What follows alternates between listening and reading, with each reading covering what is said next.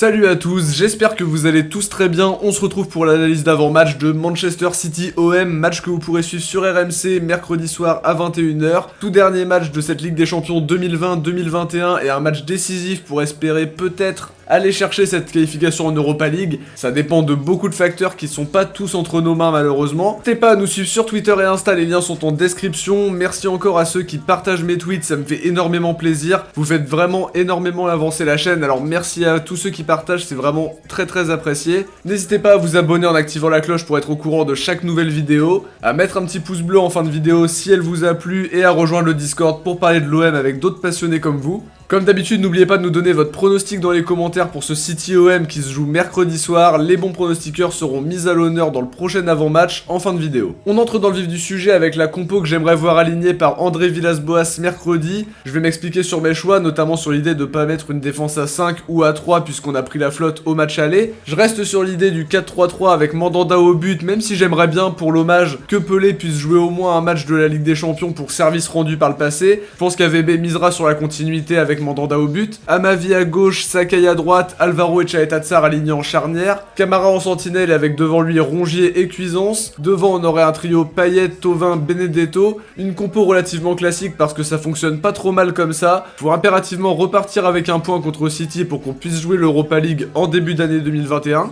Dites-moi ce que vous pensez de cette compo d'équipe, est-ce que vous feriez d'autres choix, pensez-vous que Pelé devrait pouvoir jouer ce dernier match de Ligue des Champions, ou est-ce que vous préférez voir Mandanda? J'attends votre avis sur la compo dans les commentaires les amis. Pour analyser plus en profondeur, faut rappeler la situation comptable des deux équipes dans ce groupe C. Pour commencer, l'info la plus importante c'est que City n'a plus rien à jouer, ils sont premiers avec 13 points et même s'ils perdent contre nous, ils sont quand même premiers, y compris si Porto gagne, puisqu'ils sont devant grâce au goal average particulier. En ce qui nous concerne, nous on est dernier, faut absolument faire soit un nul, soit une défaite et que l'Olympiakos justement ne prenne pas le moindre point, parce qu'au goal average particulier justement on est derrière eux puisqu'on n'a pas pu gagner par 2 buts d'écart le dernier match.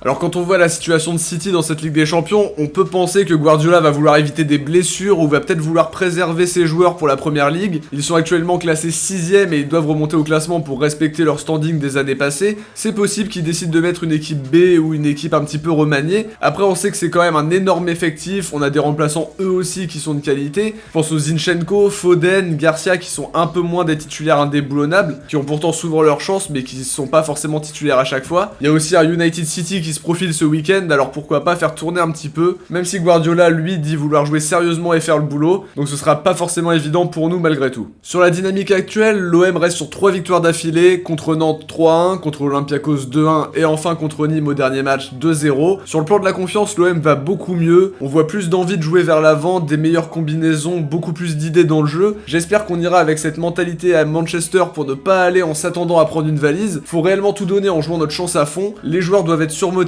puisqu'après ça on quitte la compétition et on peut sauver l'honneur en allant chercher un nul ou une victoire. Je pense pas que ce soit intéressant de jouer la défense à fond parce que sinon on va prendre un but rapidement sur une erreur et on pourra plus jamais revenir. Faut jouer prudemment mais jouer les coups à fond quand ils sont là. Un match c'est 90 minutes, faut absolument y croire, tout peut se passer. C'est pas le City le plus impressionnant des dernières années mais faudra faire un match sérieux, bien réussir ce qu'on entreprend. Pour autant je sais que ce sera compliqué mais faudra avoir le bon état d'esprit pour espérer créer l'exploit, puisque je pense qu'on peut parler quand même d'exploit à ce niveau-là, surtout au vu de ce qu'on a proposé cette saison en Europe. Pour Manchester City, il reste sur un nul en Ligue des Champions avec une équipe un peu remaniée contre Porto malgré une domination flagrante. En première ligue, ils se sont un peu rassurés ce week-end en battant Fulham 2-0. Avant Porto, ils en avaient mis 5 à Burnley. C'est une équipe qui veut montrer quelque chose malgré tout et qui veut se replacer tout en haut de son championnat. C'est une équipe qui n'a plus la même confiance que les années passées, mais qui est quand même une équipe qui a énormément de qualité. Il y a juste à regarder les feuilles de match et on comprend tout de suite que c'est un autre monde. On voit Mahrez, on voit De Bruyne, Ferran Torres, Agüero, Jesus, Ruben Dias. C'est une équipe qui a vraiment de très fortes individualités et même sur le banc ça va être compliqué pour nous mais faut y croire parce que si t'y crois pas c'est déjà perdu. C'est une équipe qui n'aura pas besoin de beaucoup d'occasions pour marquer, une petite erreur et ça se perd à cash. Faut que chaque joueur fasse son maximum et que tout le monde soit concerné à 100% dans le but d'aller chercher un nul ou une victoire. On passe maintenant aux joueurs à suivre de part et d'autre en commençant par Manchester City, l'équipe qui reçoit. J'ai pas de réelle idée sur la compo qui sera alignée par Guardiola, surtout au vu de la situation de City justement en Champions League. Le joueur que je trouve vraiment très intéressant remplaçant cette saison, c'est Ferran Torres, 20 ans et déjà buteur 3 fois en Ligue des Champions, une fois en BPL. Depuis son arrivée en provenance de Valence, il fait vraiment des bonnes choses. C'est vraiment un grand danger du côté des Citizens, même si évidemment c'est loin d'être le seul à suivre du côté de City, parce que pour le coup on aura certainement 11 joueurs à suivre. Du côté de l'OM, je m'attends à un peu de folie qui viendrait de Dimitri Payet, qui a l'air mieux mentalement, un peu mieux physiquement et qui a envie de jouer, de montrer un autre visage. Après son doublé de la semaine dernière, j'espère le voir avec cette envie d'apporter quelque chose pour débloquer le match. Et les 3 derniers matchs m'ont conforté dans ce choix-là. Avec un bon Payet, ce sera plus facile d'espérer quelque chose. On passe maintenant à la section pronostic. Pour commencer, je vais être lucide et je vais miser sur un 1 partout, qui serait un excellent résultat. Je pense l'OM capable d'encaisser les coups, peut-être un peu juste pour aller chercher une victoire, un but sur un contre bien maîtrisé, peut-être envisageable, mais j'ai du mal à imaginer plus que ça. Un match nul serait un super résultat. Après, on sait que l'OM est capable de couler et d'en prendre 4, mais je pense que c'est un résultat qui est possible si les joueurs défendent bien ensemble tout le match, mais en sachant quand même tenter sa chance pour pas finir non plus avec